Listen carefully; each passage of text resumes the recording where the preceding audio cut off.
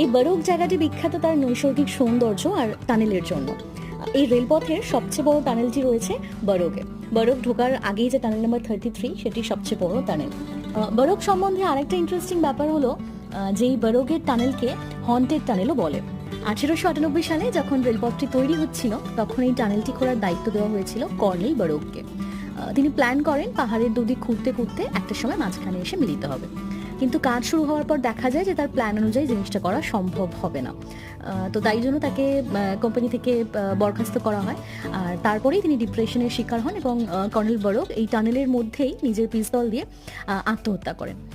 তারপর টানেল তৈরিও হয় এবং ওনার নামে এই স্টেশনের নাম দেওয়া হয় বারোক। কিন্তু শোনা যায় যে এই টানেলের মধ্যে অনেকেই কর্নেল বারোককে দেখেছে। কর্নেল বারোকের ভূত তো আমরা দেখতে পাইনি, তবে যেটা দেখলাম এই সুন্দর বারোক স্টেশন আর তার চারপাশের সিনিক বিউটি অসাধারণ সুন্দর।